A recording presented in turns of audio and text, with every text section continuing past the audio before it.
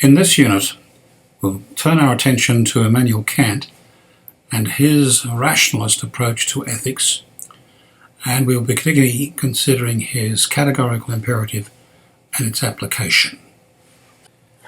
Immanuel Kant is one of the most significant philosophers in the West.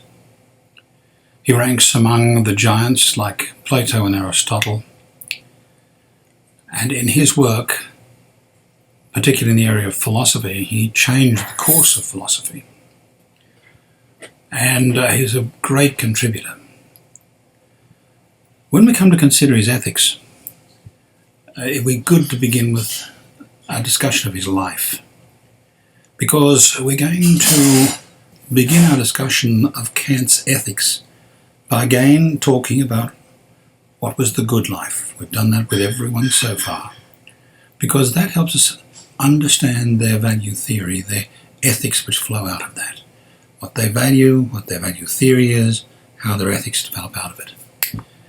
So as you can see from the screen, we're going to be looking first at his life and work and making some observations, pausing to have a look at the overall contribution that he made, and then we'll focus on what his view of the good life was, and we'll move from there into his ethics, doing that via his value theory. At the end of today's discussion, we'll focus on the categorical imperative itself. And then we will look at how that works in a number of case illustrations very briefly, to sort of give you an illustration of how it works and a clarification of what it is like, along with some critical observations of it as well. So that's where we are. To that end, first let's remind ourselves of Immanuel Kant. He is a person of the Enlightenment, the age of reason. He is a significant contributor to it. You can see by the list of names here that he falls in that period of history when many of the great thinkers who shaped Western society as we know it today, Luther, Calvin, Descartes, Spinoza, Locke, Berkeley, Hume, Jonathan Edwards, these are powerhouse figures. And he certainly is part of that movement and that arrangement. You can see these, and you can look at the slides later yourself. But you can see he's a great contributor. He was born in 1742 into a Prussian family. They were Lutheran, part of the Protestant movement. He was really in East Prussia. They were in the Lutheran Pietist tradition. That is a tradition which stressed devotion to the biblical life, if you will, a literal interpretation of the Bible. He came from a large family. He was inherently interested in scholarship and learning. He was very self-disciplined. He began university at age 16. He began in the early 1760s, within 20 years of starting at the university as a beginning student. He was writing significant works and beginning to become a significant scholar and influencer. In 1770, he was appointed full professor of logic and metaphysics. He was the quintessential scholar. He lived in the university, he lived for his life in the university, and he was a man of scholarship. It was an upheaval time in Europe. The French Revolution is in the background. He died in 1804. There's a lot of stories told about him, and yet they're worthy of just pausing to think about as we prepare ourselves to look at his ethics. He lived a life of profound order. There were stories about him going for his afternoon walk, and that the citizens of Kronberg could set their watches by how regularly he went on his walk. He lived alone, he never married, and he never left the town. He was profoundly well read, and he published widely. Of his publications, 3 are of great significance. Those 3 were the Critique of Pure Reason, the Critique of Practical Reason, and the Critique of Judgment. These are major works. His major ethical discussion is, of course, indeed, with his critique of practical reason. And if you're studying Introduction to Philosophy, you talk about Kant's Critique of Pure Reason. In this course, it's Critique of Practical Reason. Though we won't go into his arguments on the existence of God or these arguments on some other matters, such as his concept of moral law.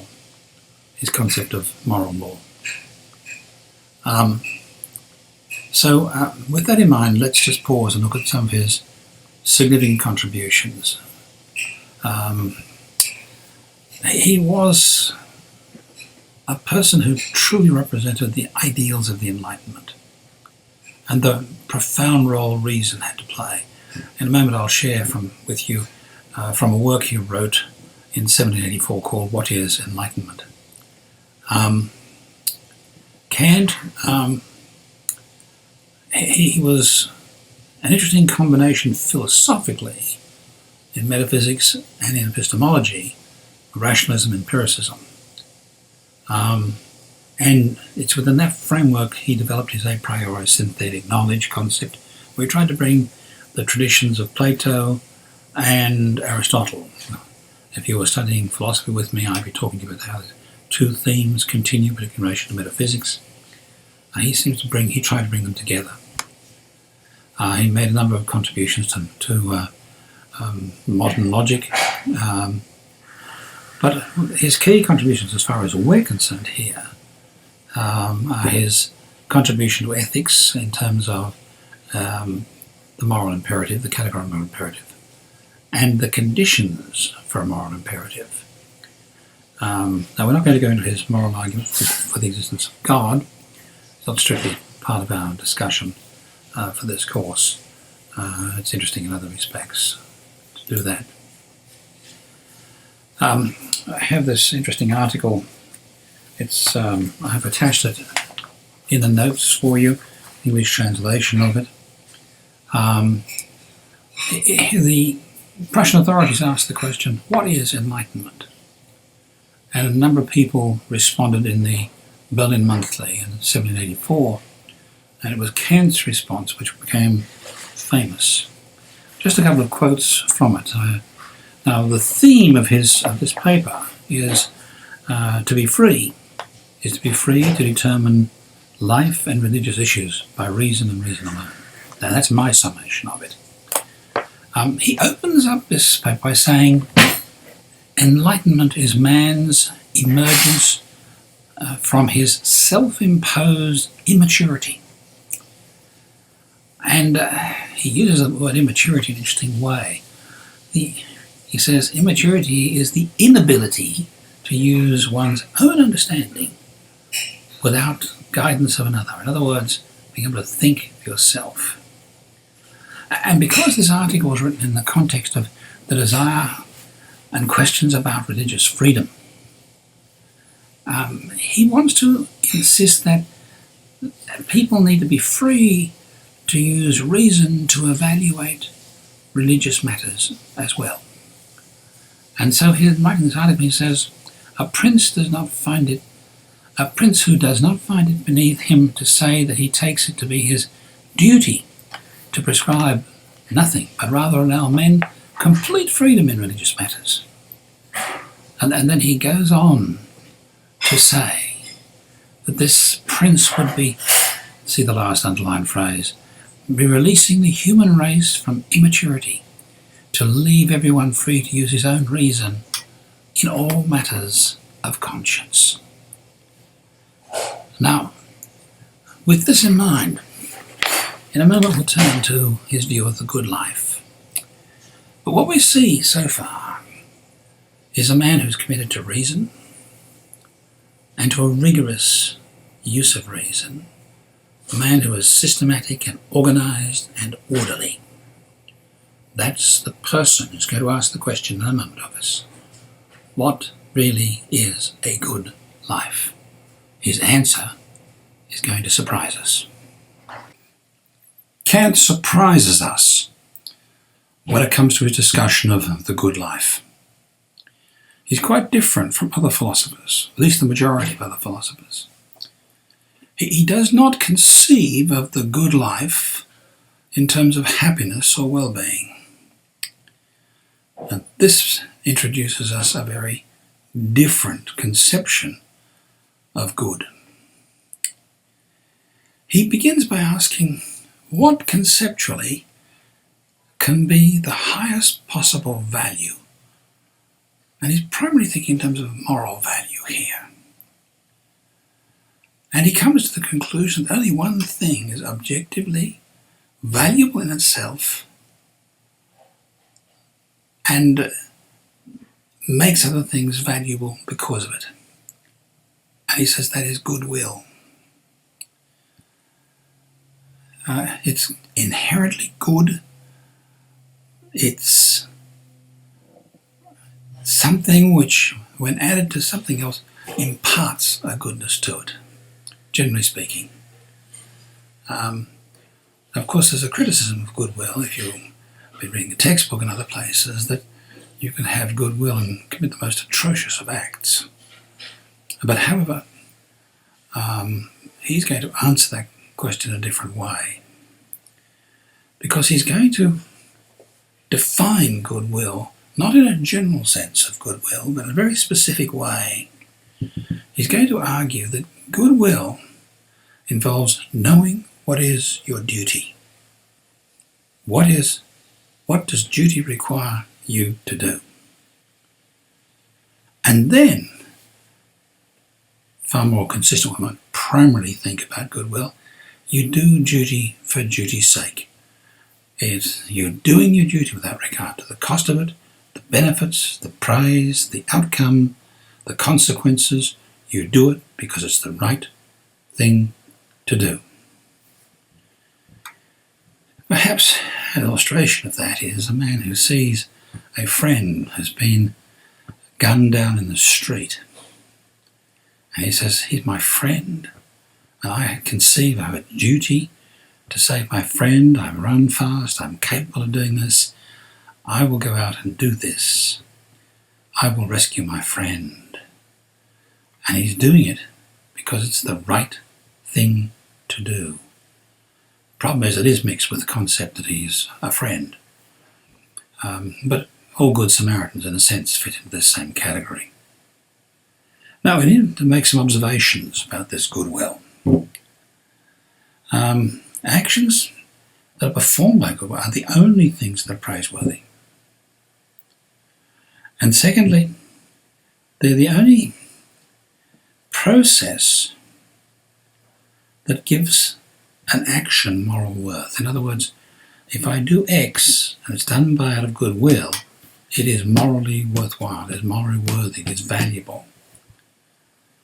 And above all, as far as Kant is concerned, it arises from the exercise of reason. And of course, that takes us back to how you define your duty and defining your duty. So quite clearly, he is very much following up consistently on some of the things we've seen already in his emphasis on reason.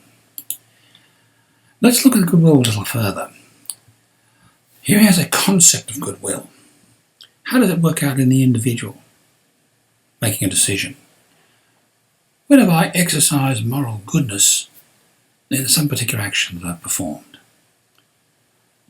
And the answer is, well, I've exercised moral goodness when my actions performed in accordance with both goodwill and moral duty. Two elements, goodwill and moral duty. Now, they might sound terribly subjective, but it's not actually subjective, because he's insisting that my moral duty is defined in terms of a universal, rational, at a conceptual level. It's universal. And that universal is applied to me. And that will make more sense when we look at the categorical imperative in a moment. By rational, he's always interested in consistence. Just take the definition, I've forgotten where I've taken this from. Goodwill is the logical consistency between one's intention and one's action, done because it's right, done from respect for the moral law alone, done for respect for your duty. And it's a very broad universal concept here. It's the only thing in the world that you can really conceive as being good. It's an interesting definition of good, isn't it? Hence, that's the good life. Thus, the imperative to do everything consistently is based on a personal extrapolation of what would be the case if one's actions were extended to all humans in all situations. And that begins to sort of introduce to us the moral imperative, the categorical imperative, I beg your pardon. We'll come back to that in more detail in a moment. But before we do, we need to underscore the necessary conditions for the moral imperative. Now, Kant in his philosophy has been turning things upside down for a number of arguments. It's not surprising that when it comes to the discussion of universals, it's going to be different. Traditionally, philosophers have asked, what is a universal? For example, 2 + 2 = 4 is a conceptual idea, and it's universal. But what is it? What kind of existence does it have? Is it merely an idea? Does it have a deal of abstractive living? For example, Plato and his forms? Well, Kant steps away from that and rephrases the whole question. He asks, what are the conditions that must be met for universal knowledge? And indeed for any knowledge. And his answer is, one that comes out of these presuppositions. He says, knowledge, all kinds of knowledge, both scientific and moral, must by necessity have 2 characteristics. They must be universal and necessary. And that's going to be true for the moral imperative, the categorical imperative, and the moral imperatives that derive in relation to it. Universal and necessary.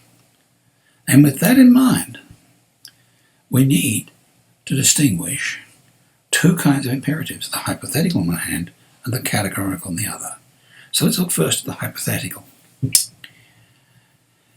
If goodwill is, as we have warned above, the imperative to do good consistently based on personal extrapolation of what would be the case if one's actions were extended to all humans in all situations. If that's what goodwill is, that's a crucial element of goodwill, Kant recognizes that some imperatives may in fact be conditional rather than categorical. If you give me your laptop, I'll give you $500. This is a conditional imperative. For example, if you give me your laptop, it's imperative that I give you $500. So it's a conditional imperative, or a hypothetical imperative. It's dependent on the word if or a condition. It would be a universal imperative that people ought to keep their promises when seriously given and otherwise legal. That is a universal imperative. But my promise to give $500 is conditional upon you giving me your computer. So it's a universal imperative with a condition attached to it. Hence, it's hypothetical. Now, with that distinction in mind, we're to move from hypothetical imperatives to the famous categorical imperative. Now, at the heart of this imperative is the simple clause you see highlighted. An action is moral if and only if the maxim on which it is based can be universalized. Now, I'll come back to that in a moment, but to to understand it, it has these three elements to it. And you'll see how he's blending all the elements that he's been working through in his value theory. The condition in the imperative must be the condition on which this imperative must be established is, first, it's got to be based on this universal maxim. A maxim that can be universalized. An action is moral if and only it's carried out on the basis of a freely imposed rule, the principle of autonomy. If you're forced to do something, then it is not morally right. An action is moral if and if it treats persons as an end in themselves. In other words, here we have the essence of the moral law.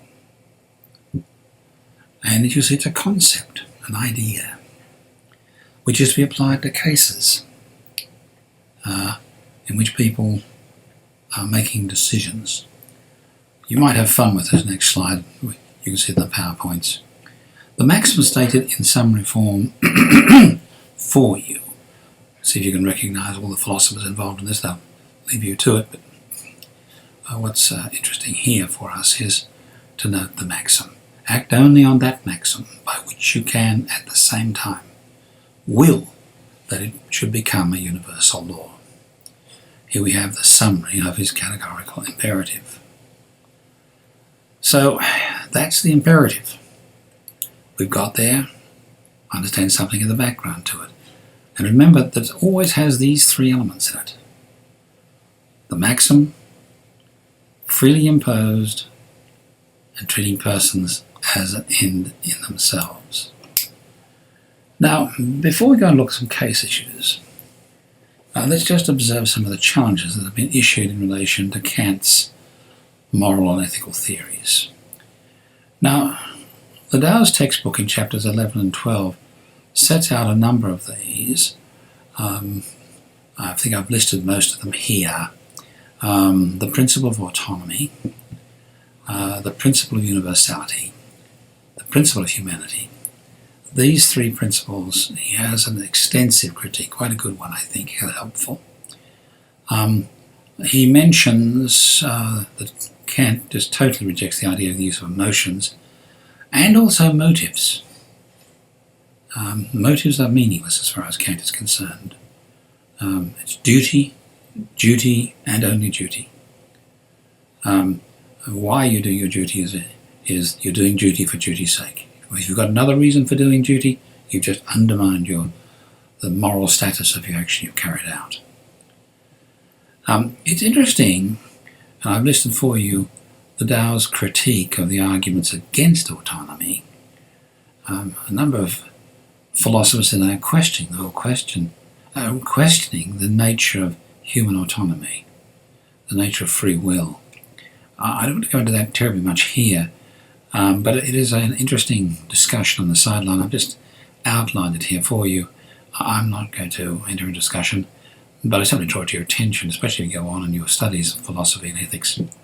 It'll become something you will want to address later on. It's important in discussing all moral theories we're looking at. We've done it already in relation to the Jewish, Christian and Islamic contributions, with Plato and with Aristotle, but here also with Kant. One needs to always distinguish public morality and personal morality. A little bit more of that when we come to the cases, but the bottom line is it's a lot easier to apply Kant's categorical imperative as a command and a structure to tell you what to do at the personal level. It's a lot harder to use the categorical imperative in the public arena to tell us what to do. On the other hand, the categorical imperative is very helpful in evaluating the reasons people give for doing things. In other words, evaluating the rationale that's given to justify certain actions and to justify them as being morally right. And it's particularly helpful there. Because Kant is approaching the whole issue of moral philosophy, value theory and ethics on the basis purely of reason, he has to face the challenge that comes from the person who totally rejects the concept of morality. the amoralist. Again, Liddell covers this. I've simply taken Liddell's summations of the attack that the amoralist would bring against the whole suppositions that undergird Kant's moral thinking. And that, of course, is a problem because their suppositions really can be just as persuasive. The first premise, you see, people have a reason to do something only if doing it will get them what they care about, is perhaps questionable.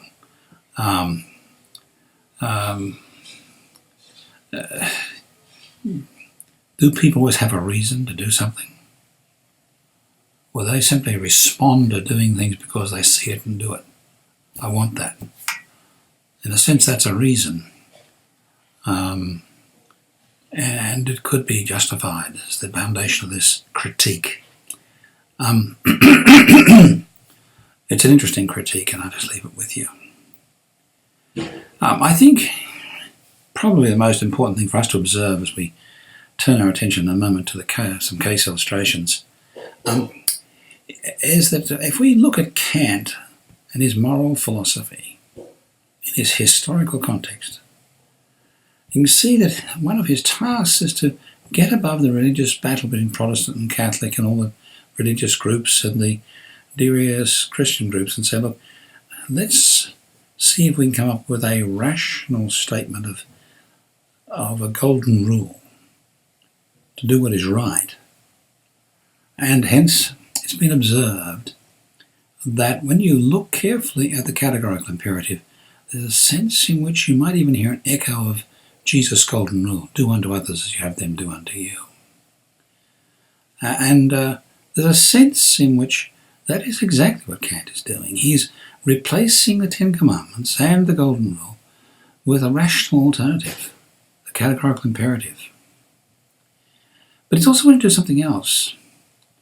It takes back to his passion about the Enlightenment. He wants to provide people with a new way of making moral decisions, of making moral judgments, Enlightenment approach using reason.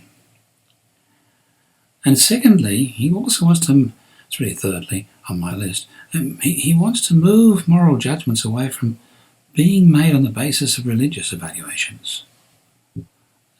He wants to move to non-religious standards, in this case reason alone. And I think it's fair to observe that he's in a sense critiquing his own Lutheran, Puritan, pietist background in his whole approach.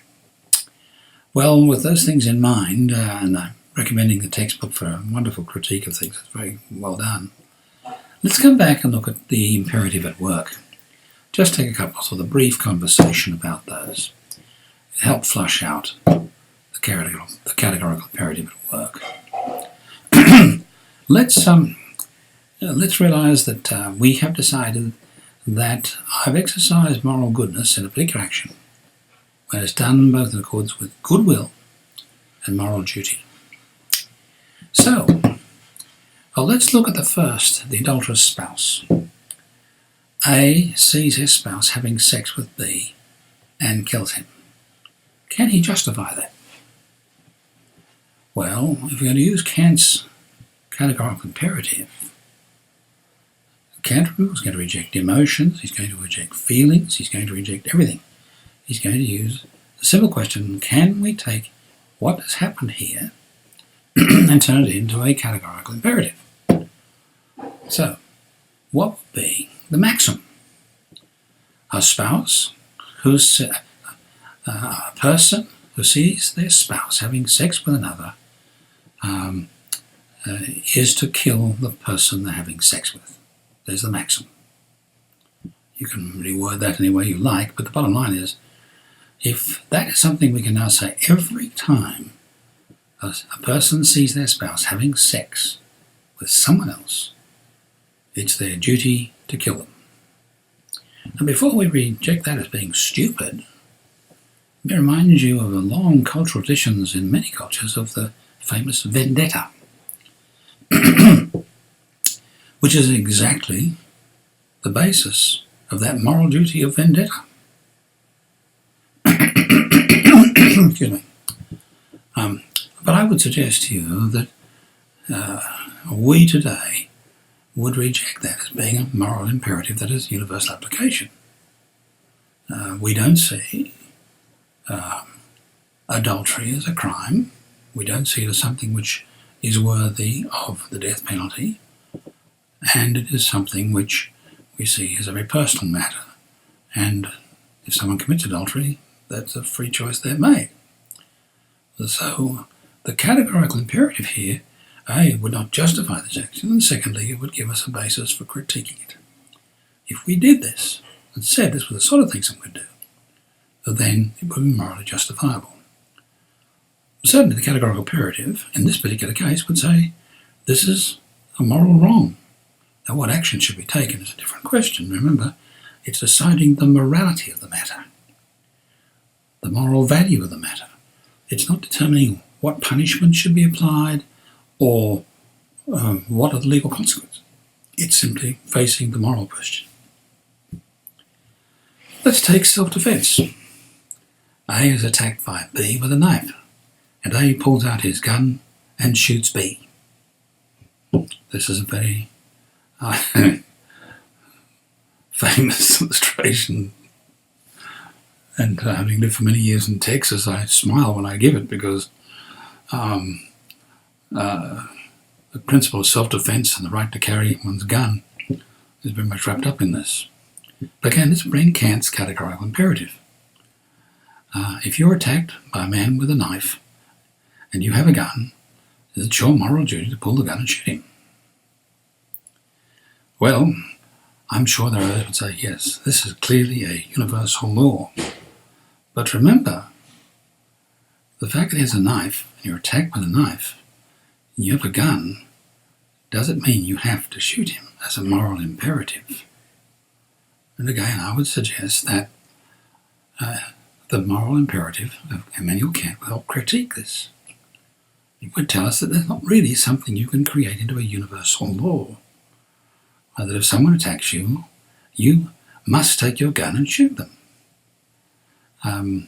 We can see straight away that there's got to be a whole lot more to this that would make it morally justifiable shooting someone if attacking you with a knife. Take the sadistic killer. A loves killing, loves imparting pain to all tall men. B is a tall man, and A tortures him and kills him just because he's tall. Well, can we turn this into a moral imperative? All tall men should be tortured and killed. Patently obvious that cannot be turned into it. Now, I realise there are arguments that you can justify the sadistic killer. I'm just trying to point out to you that the categorical imperative is helpful in showing it's not valid. Well, you can look at the other illustrations of stealing and deception I've given you here and play with it. But in each of these cases, what we've done is we've done that first step of clearly taking the maxim, we derive a maxim in terms of the action, and we apply that to the situation and ask the question, can it be universalized? If it can be, we've still got two more tests. I'll take you back to them. Here they are. Is it freely imposed? For example, the self-defense one, it may not be freely imposed. You're fighting for your life. And you treat persons as an end in themselves. Well, it's even worse.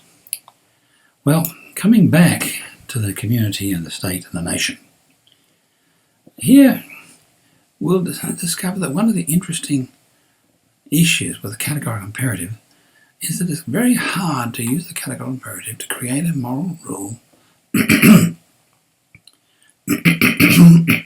excuse me, which the state should implement. But it's a very helpful tool in critiquing what we're doing. For example, is it morally right to to impose the death penalty on all persons who commit murder? Well, Kant would ask that question and say, if someone commits murder, A murders B,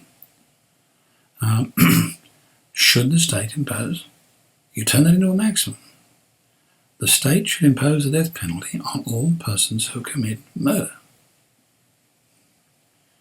Now, that might seem to be the categorical imperative justifying the death penalty.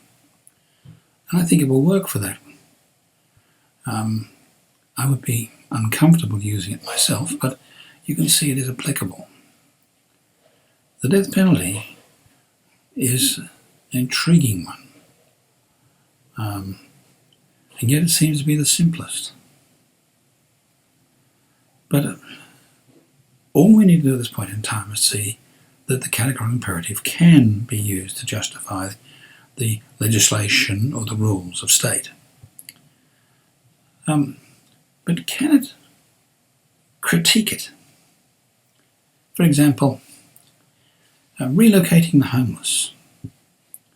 Many cities have ordinances that authorise and indeed instruct the law enforcement agencies in their cities to remove the homeless from the downtown areas of a city. And so the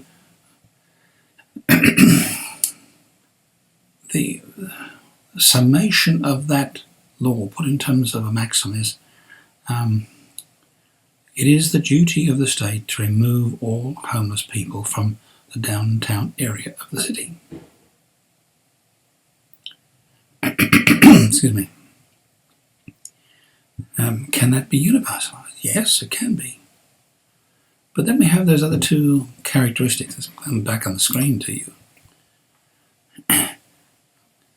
Is that freely imposed? Well, it would be as far as the state is concerned. But is it treating persons as an end in themselves? I don't think it is. If we're treating persons, casting them out of a place of safety or a place where they are living, is clearly doing something as a means to an end. You're not removing that person from the city for their own good, you're removing for the good of the city. So clearly the categorical imperative has failed. Hence, relocating the homeless would not be, according to Kant's categorical imperative structure, be a morally right act. Granting and refusing of asylum. Again, what would be the maxim one might develop here? A person arriving in our country who is fleeing from persecution, should we issue them asylum? Let's turn that into a maxim. It is the duty of a society to receive a person who has been driven from their land by persecution and to grant them asylum. I would suggest that the categorical imperative does justify that. That's certainly, going back again to the criteria, that's treating people as an end in themselves. Clearly. It's clearly freely imposed on the state, and it's a maximum can be universalised. So we've seen something of the application of the maxim. You can play more with this. In our case discussions, you'll see for the forum and the WebExes, here we begin to see some of the tools. So here's a moral theory at work, and I've given a very relaxed and easygoing discussion of this without trying to be too precise, but to just give a feeling of the process that Kant is wanting us to go through here. He wants us to think about what we're doing. He wants us to derive a maxim, be it personal or for the state. He wants us to say, can that be universalised? If it can, good. Are we doing that freely without being forced? And lastly, is it treating people as an end in themselves? So that's the categorical imperative at work. What do you need to know about Immanuel Kant for the purposes of this class? Well, you need to be able to draw information from the background to the life and work of Immanuel Kant and integrate that into our discussion of Kant's moral theory. Some issues like rationalism, to know some of the key details of Kant's contribution to philosophy and ethics. Know Kant's view of the good life, goodwill, moral duty, hypothetical imperatives, and the categorical imperative, of course, and the necessary conditions for moral imperatives. And be able to integrate Kant's categorical imperatives at work, the kind of thing we've had to discuss some of the cases, and think about the challenges that came to Kant's views and how the textbook is helpful to you. Well, I thank you for watching, and I ask you to, in your preparation for tests and your consideration, to take serious note of Immanuel Kant. He's a powerful influencer, particularly in terms of being able to be, his views being a tool to critique moral arguments, and very valuable. Well, thank you for watching, and I wish you well.